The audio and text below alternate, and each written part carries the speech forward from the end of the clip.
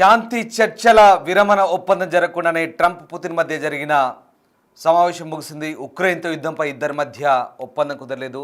భేటీ బాగా జరిగిందంటూనే ఒప్పందం కుదరలేదంటూ అమెరికా అధ్యక్షుడు ట్రంప్ క్లారిటీ ఇచ్చారు. ఉక్రెయిన్తో యుద్ధంపై పుతిన్ కూడా క్లారిటీ ఇవ్వలేదు. అలస్కా వేదికగా ట్రంప్తో పుతిన్ సుదీర్ఘ భేటీ అయింది. అనేక అంశాలు చర్చకు వచ్చినట్లు ట్రంప్ ప్రకటించాడు. మరికొన్ని సమస్యలు పరిష్కరించుకోవాల్సి ఉందన్నారు ట్రంప్. ఉక్రెయిన్ యుద్ధానికి సంబంధించిన మినహా మిగిలిన అంశాలపై ఇద్దరి మధ్య ఏకాభిప్రాయం కుదిరింది. త్వరలో మాస్కో వేదికగా మరోసారి సమావేశం కాబోతున్నారు. యుద్ధంపై త్వరలో ఉక్రెయిన్ అధ్యక్షుడు జెలెన్స్కీతో సహా యూరోపియన్ యూనియన్ నేతలతో మాట్లాడతారంటూ ట్రంప్ చెప్తున్నాడు. జెలెన్స్కీతో సమావేశం తర్వాత మరోసారి పుతిన్తో ట్రంప్ భేటీ అయ్యారు. ఈ సమావేశంలో పుతిన్ మాత్రం స్పందించలేదు. నిర్మాణాత్మకమైన కొన్ని నిర్ణయాలకు అంగీకరించినట్లు వెల్లడించారు. ఉక్రెయిన్తో యుద్ధం ఆపే వరకు రష్యాతో బిజినెస్ చేయబోమంటూ అమెరికా అధ్యక్షుడు క్లారిటీ ఇచ్చారు. ఈ సమావేశంలో పుతిన్ సహా పలువురు రష్యన్ వ్యాపారవేత్తలు, రష్యాకు సంబంధించినటువంటి కొంతమంది మంత్రివర్గ సహచరులు హాజరయ్యారు. ట్రంప్ పుతిన్ మధ్య సరైన ఒప్పందం కుదరకపోవడంతో భారత్పై విధించిన టారిఫ్లపై తీవ్ర ప్రభావం చూపే అవకాశం కనిపిస్తుంది. భారత ఉత్పత్తులపై మరికొన్ని రోజులు ట్రంప్ టారిఫ్ కొనసాగే అవకాశం కనిపిస్తుంది. రష్యా నుంచి ముడి చమురు దిగుమతి చేసుకుంటుంది భారత్. దీనిపై సెకండరీ టారిఫ్లు విధిస్తామంటూ ట్రంప్ ఇప్పటికే హెచ్చరించారు. తాజాగా ట్రంప్ పుతిన్ చర్చలు విఫలమవడంతో సెకండరీ టారిఫ్లు మరింత పెరిగే ఛాన్స్ ఉంది. భారత్ రష్యా నుంచి ముడి చమురు కొనుగోలు ఆపేస్తే రష్యాపై తీవ్రమైన ఒత్తిడి పడుతుందని భావిస్తున్నారు అమెరికా. ఈ నేపథ్యంలో ఈ అంశం ఆసక్తికరంగా మారుతోంది. సో మొత్తం మీద అమెరికా అధ్యక్షుడు డొనాల్డ్ ట్రంప్, రష్యా అధ్యక్షుడు వ్లాదిమిర్ పుతిన్ అలస్కాలోని జాయింట్ బేస్ ఆల్బండోర్ఫ్ రిచర్డ్సన్లో భేటీ అయ్యారు. దాదాపు 3 గంటల పాటు మాట్లాడుకున్నారు. ఉక్రెయిన్ యుద్ధాన్ని ముగించేందుకు చర్చలు జరిపారు. ఈ సమావేశం ఉక్రెయిన్ యుద్ధాన్ని ముగించడానికి ట్రంప్ చేస్తున్న ప్రయత్నాల్లో భాగంగా జరిగింది. కానీ తొలి చర్చల్లో ఎలాంటి ఫలితం రాలేదు. అంటే యుద్ధాన్ని ముగించడానికి రష్యా రెడీ అవ్వలేదు, ఎలాంటి హామీ ఇవ్వలేదు. ఈ భేటీకి కీలకమైన ఉక్రెయిన్ అధ్యక్షుడు వ్లాదిమిర్ జెలెన్స్కీని కూడా పిలవలేదు. ఆయన లేకుండా చర్చలు ఏంటంటూ ఐరోపా సమాఖ్య ఆందోళన వ్యక్తం చేసింది. ఇక ఈ సమావేశం తర్వాత ట్రంప్ మాట్లాడారు. ఇది చాలా లోతైంది, ఫలవంతమైందన్నారు. అయితే ఇద్దరు నాయకులు కొన్ని విషయాలపై ఒక అంగీకారానికి వచ్చినప్పటికీ కొన్ని ముఖ్యమైన అంశాలపై ఇంకా ఒప్పందం కుదరలేదంటూ ట్రంప్ వ్యాఖ్యానించారు. తాము చాలా విషయాలపై అంగీకారానికి వచ్చామని, కానీ కొన్ని పెద్ద అంశాలు ఇంకా పరిష్కారం కాలేదంటూ ట్రంప్ వివరించారు. సమావేశం తర్వాత ఇద్దరు నేతలు ప్రెస్ నుంచి ఎలాంటి ప్రశ్నలు స్వీకరించకుండానే జాయింట్ ప్రెస్ కాన్ఫరెన్స్ నిర్వహించారు. ఇక కాన్ఫరెన్స్లో మాట్లాడారు. ఇక పుతిన్ ఈ సమావేశం గురించి మాట్లాడారు. రష్యా అమెరికా సంబంధాలను మెరుగుపరచడానికి పేజీలు తిరగాల్సిన సమయం ఆసన్నమైందన్నారు. తదుపరి సమావేశం మాస్కోలో జరగవచ్చన్నారు. ట్రంప్ ఈ ప్రతిపాదనకు ఆసక్తికరమైందని అన్నారు. అయితే ఇది కొంత వివాదాస్పదంగా ఉండవచ్చన్నారు. జో బైడెన్ బదులు ట్రంప్ అధ్యక్షుడిగా ఉంటే అసలు ఉక్రెయిన్ యుద్ధమే వచ్చేది కాదంటూ పుతిన్ కూడా వ్యాఖ్యానించారు. మొత్తం మీద ఈ సమావేశం చాలా ఆసక్తిని రేపింది. ప్రపంచ మీడియా కూడా పూర్తిగా అక్కడే తిష్ట వేసింది. ప్రపంచమంతా కూడా ఆసక్తిగా గమనించింది. ట్రంప్ పుతిన్ సమావేశంలో ఎలాంటి పరిణామాలు చోటు చేసుకుంటాయి, ఏం జరగబోతుందని ప్రపంచమంతా ఆసక్తిగా ఎదురుచూసింది. ఇక ఈ సమావేశం ముగిసిన తర్వాత జాయింట్ ప్రెస్ కాన్ఫరెన్స్లో ఇరువురు నేతలు మాట్లాడారు. ఒకసారి చూద్దాం. Agreed on most of them, I would say. A couple of big ones that we haven't quite gotten there, but we've made some headway.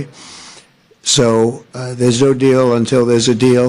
I will call up NATO in a little while. I will call up the various people that I think are appropriate, and I'll of course call up President Zelensky and tell him about today's meeting. It's ultimately up to them. They're going to have to agree with what Marco and Steve and some of the great people from the Trump administration who've come here, Scott and John Ratcliffe. Thank you very much.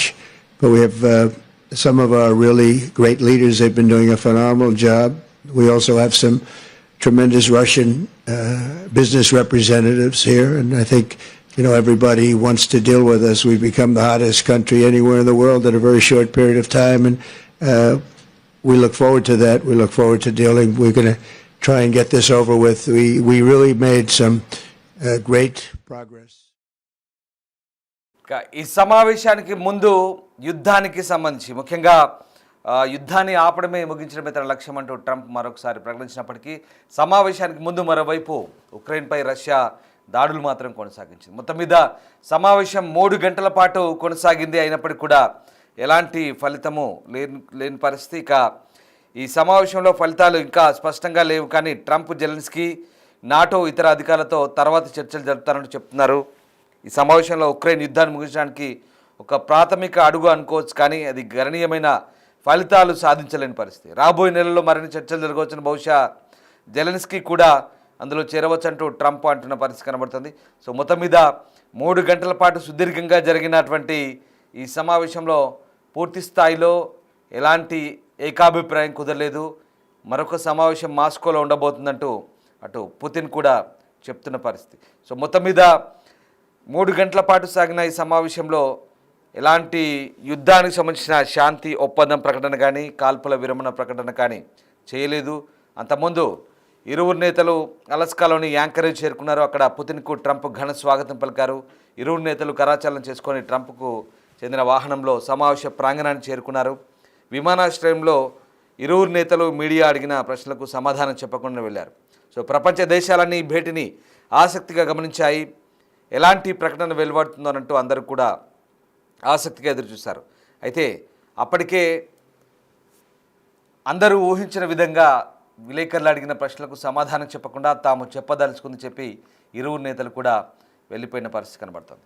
Right, మా colleague Shiva జనవుతున్న Delhi నుంచి. Shiva, Trump Putin భేటీ ఎలాంటి పర్యవసానాలకు దారితీసింది? ముఖ్యంగా అంటే ఈ భేటీలో ఎలాంటి చర్చలకు సంబంధించి, శాంతి ఒప్పందానికి సంబంధించి కానీ ఎలాంటి క్లారిటీ లేకుండానే భేటీ ముగిసింది. తర్వాత ఇంకా తదుపరి భేటీ ఉండబోతుందంటూ మాస్కోలో పుతిన్ వెల్లడిస్తున్న పరిస్థితి. అంటే ప్రస్తుతం ఇదొక అడుగు మాత్రమే అనుకోవాలా? పూర్తి స్థాయి క్లారిటీ అయితే లేదు, కానీ ఈ భేటీ తర్వాత ఏదో జరగబోతుందంటూ అంతా ఊహించారు, కానీ అనుకున్నట్టుగా ఏది జరగలేదు. సో ఎట్లాంటి అభిప్రాయాలు వ్యక్తమవుతున్నాయి భేటీకి సంబంధించి? సో అండ్ ముఖ్యంగా ఈ భేటీ తర్వాత ఎలాంటి పర్యవసానాలు ఉండే అవకాశం ఉంది ఇప్పుడు?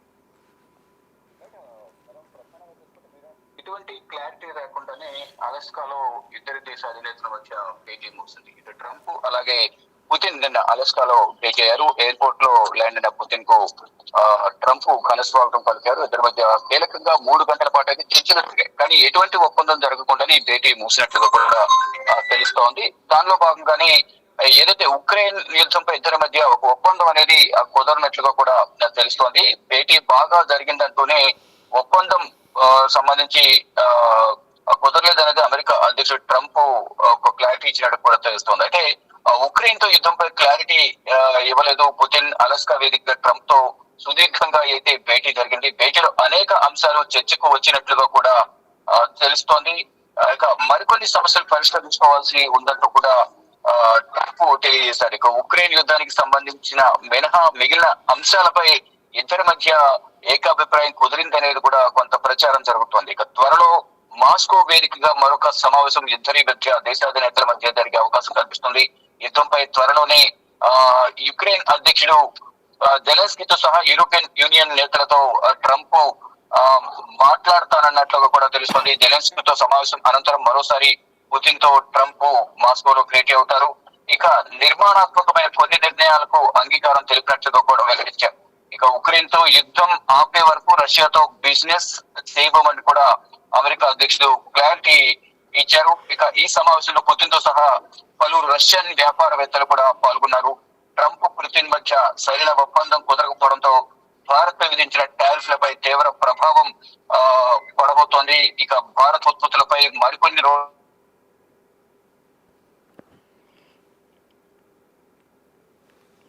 కొనసాగే సెకండరీ టారిఫ్ల విధించమని కూడా ట్రంప్ హెచ్చరికలు జారీ చేసినట్టు కనిపిస్తుంది. ట్రంప్ పుతిన్ చర్చలు విఫలం కావడంతో సెకండరీ టారిఫ్లు మరింత పెరిగే అవకాశం ఉంది. భారత్ రష్యా నుంచి ముడి చమురు కొనుగోలు ఆపేస్తేనే ఈ ట్రంప్ టారిఫ్లు తగ్గించే అవకాశం అయితే ప్రధానంగా కనిపిస్తుంది. రష్యాపై తీవ్రమైన ఒత్తిడి పడుతుందని అమెరికా భావిస్తున్న నేపథ్యంలో ఈ క్రమంలోనే భారత్ పై ట్రంప్ టారిఫ్ల మొత్తం మోగిస్తున్నారు. ఇక ఫర్దర్ గా ఏం జరగబోతోంది అంటే ఇద్దరి మధ్య సుదీర్ఘంగా 3 గంటల పాటు అయితే చర్చలు జరిగాయి, కానీ కీలక చర్చలను చెప్తూనే ఏం జరిగింది అనేది మాత్రం బహిర్గతం చేయడం లేదు. కానీ మరోసారి జెలెన్స్కీతో ట్రంప్ భేటీ అయిన తర్వాత ఆ ఇద్దరి మధ్య జరిగిన చర్చల సారాంశాన్ని మళ్ళా మాస్కోలో ఇద్దరి మధ్య జరిగే చర్చలో చర్చించే అవకాశం అయితే ప్రధానంగా కనిపిస్తోంది. రామ్, రైట్ శివ, ఇక్కడ ఉక్రెయిన్ లేకుండా ఎలాంటి ఒప్పందము జరగదంటూ మొదటి నుంచి కూడా యూరోపియన్ యూనియన్ చెప్తుంది. ఇక్కడ ఉక్రెయిన్ లేకుండానే నిన్న జరిగిన చర్చలు కూడా అసంపూర్తిగా ముగిస్తున్న పరిస్థితి. అంటే ఇప్పుడు నిన్న అమెరికా ఆర్థిక మంత్రి కూడా అన్నారు, ఒకవేళ చర్చలు సఫలం కాకపోతే భారత్పై మరి రెండో దఫా ఆంక్షలు కూడా ఉండొచ్చు అంటూ, టారిఫ్లు ఉండొచ్చు అంటూ చెప్తున్న పరిస్థితి. సో ఈ మీటింగ్ తర్వాత భారత్పై రెండో దఫా టారిఫ్లు ఏమైనా ఉండొచ్చా? ఆ దిశగా అమెరికా ఆలోచిస్తుందా? అలాగే రెండోసారి మాస్కోకి పుతిన్ రమ్మంటూ ట్రంప్ను ఆహ్వానించారు. దాంట్లో మళ్ళీ ఉక్రెయిన్, ఈసారి ఉక్రెయిన్, రష్యా, అమెరికా, అంటే ట్రంప్, పుతిన్, జెలెన్స్కీ త్రైపాక్షిక భేటీ ఉండే ఛాన్స్ ఉందనుకోవచ్చా? ఎలా ఉండబోతుంది అంటే రెండు సమాధానాలు ఇక్కడ. భారత్పై టారిఫ్ల విషయం ఎలా ఉండబోతుంది, నెక్స్ట్ జరిగే చర్చలు ఎలా ఉండబోతున్నాయి? రైట్, మీరు అన్నట్లుగా ముందు జెలెన్స్కీతో భేటీ జరిగిన తర్వాత ఈ ఉక్రెయిన్ రష్యా మధ్య యుద్ధానికి సంబంధించి కొంత క్లారిటీ వచ్చే అవకాశం కనిపిస్తుంది. అంటే ఎటువంటి ప్రతిపాదనలు ఉంచబోతున్నారు ఉక్రెయిన్ కు సంబంధించిన జెలెన్స్కీ అనేది చూడాల్సింది. అతనితో భేటీ తర్వాత మళ్ళా త్రైపాక్షిక సమావేశం కూడా అయితే ముగ్గురు భేటీ అయ్యే అవకాశం అయితే ప్రధానంగా కనిపిస్తుంది. మరి ముగ్గురి మధ్య భేటీ సందర్భంగా ఎటువంటి విషయాలు చర్చకు వస్తాయని చూడాల్సింది. కానీ రష్యా మాత్రం ఉక్రెయిన్ లోని కొంత భూభాగం తమకు అప్పగించాలని కోరుతుంటే ఉక్రెయిన్ అధ్యక్షులు మాత్రం జెలెన్స్కీ మాత్రం దానికి అంగీకరించడం లేదు. అందుకనే ఈ వివాదం అనేది, యుద్ధం అనేది ఇంకా కొనసాగుతూనే ఉంది. ఈ నేపథ్యంలో ట్రంప్ జోక్యం చేసుకుని ఇద్దరి మధ్య సరిహద్దు కుదిర్చే పనిలో నిమగ్నమై ఉన్నారు. మొత్తంగా చూసుకుంటే ఈ రష్యా ఉక్రెయిన్ యుద్ధం వల్ల ఇటు అమెరికా ఇటు భారత్ పై టారిఫ్లు విధిస్తుంది. అంటే రష్యాకు సంబంధించిన ఆయిల్ కొనుగోలు చేయడం అనేది ఆపాలి భారత్ అనేది ప్రధానంగా ఒక హెచ్చరిక అయితే పంపించింది భారత్. కానీ భారత్ మాత్రం దేశ ప్రయోజనాల కోసం వెనకడుగు వేసేది లేదు అంటూ చెప్తూనే ఇటు రష్యా వద్ద ఆయిల్ కొనుగోలు చేస్తుంది. దానిలో భాగంగానే ముందు 20% విధించిన టారిఫ్ ను 50% పెంచారు. ఈ టారిఫ్ వల్ల సొంత దేశంలోనే అమెరికా అధ్యక్షుడు ట్రంప్ పైన తీవ్ర వ్యతిరేకత వ్యక్తమవుతుంది. ఫర్దర్ గా ఈ టారిఫ్ అనేది మరింత పెరిగే అవకాశం ఉంది అనేది వైట్ హౌస్ వర్గాల నుంచి కూడా సమాచారం అయితే అందుతుంది. కానీ ఏం జరగబోతోంది? ఇటు జెలెన్స్కీతో సమావేశం అనంతరం మరోసారి మాస్కోలో ట్రంప్ తో రష్యా అధ్యక్షుడు పుతిన్ సమావేశం కాబోతున్నారు. సమావేశం సందర్భంగా ఎటువంటి అంశాలు ప్రధానంగా చర్చకు వస్తాయనేది కూడా వేచి చూడాల్సి. Right, yes sir, thank you Shiva. So ఇది మొత్తం మీద ఇక ఈ చర్చల సమయంలో ఉక్రెయిన్ లేదా రష్యా కంటే ట్రంప్ సమావేశం విఫలమయ్యే అవకాశం 25% మాత్రమే ఉందంటూ గతంలో ఇచ్చిన మాటల తర్వాత ఇప్పుడు అంతర్జాతీయంగా అతని ప్రతిష్ట దెబ్బతిన్నట్టుగానే కనబడుతోంది. సో మొత్తం మీద ట్రంప్ ప్రెస్ కాన్ఫరెన్స్ పుతిన్ ప్రారంభించినప్పుడు మౌనంగా నిలబడి అవమానాన్ని కూడా భరించాల్సిన పరిస్థితి కనబడుతుంది. ఓవల్ ఆఫీస్లో సాధారణ దినచర్య కంటే ఇది చాలా తేడాగా అనిపిస్తుంది. సో అమెరికా అధ్యక్షుడు సాధారణంగా కోర్టులో ఉన్నప్పుడు అతని విదేశీ ప్రతినిధి కూడా మాట్లాడకుండా చూస్తాడు. సో అలాంటి పరిస్థితులు, అంటే ఇప్పుడు నిజంగా వాస్తవానికి ట్రంప్ పుతిన్ భేటీలో ఏం సాధించారంటే పెద్దగా సాధించింది ఏం లేదు. ఒక రకంగా చెప్పాలంటే ట్రంప్ పరువు తీసుకున్నాడు కోర్స్. ఎందుకంటే ట్రంప్ ఏదేదో గొప్పలు మాట్లాడారో, అవసరమైతే రష్యాని ఏ రకంగానైనా తన దారికి తెచ్చుకుంటానంటూ చెప్పిన పరిస్థితి. యుద్ధానికి సంబంధించి ఖచ్చితంగా తాను యుద్ధాన్ని ఆపుతానంటూ చెప్పాడు. అధికారంలోకి వచ్చిన రెండోసారి అధికారంలోకి వచ్చిన 24 గంటల్లోపే యుద్ధాన్ని ఆపుతానన్నాడు. కానీ అది జరగలేదు. ఇక్కడ మళ్ళీ సమావేశానికి ముందు చాలా హెచ్చరికలు జారీ చేశారు. కానీ సమావేశం తర్వాత అబ్బాయి అలాంటిది ఏం లేదు, మళ్ళీ మాట్లాడుకుంటాం, చాలా బాగా జరిగింది మీటింగ్ అని చెప్పాడు. కానీ పుతిన్ ట్రంప్ సమావేశంలో ఎక్కడా ట్రంప్ పెద్దగా ఘాటుగా స్పందించిన పరిస్థితులు లేవు. ఇక్కడ చాలా కూల్గానే కొనసాగినట్టు తెలుస్తుంది. కానీ ట్రంప్ పెట్టిన డిమాండ్లకు పుతిన్ పెద్దగా భయపడ్డట్టుగా కూడా కనపడ్డ దాఖలాలు ఇక్కడ మనకు ఆ సందర్భం గోచరించట్లేదు. సో మొత్తం మీద ట్రంప్ పుతిన్ సమావేశం అయితే అసంపూర్తిగా ముగిసింది. ఎలాంటి ఒప్పందం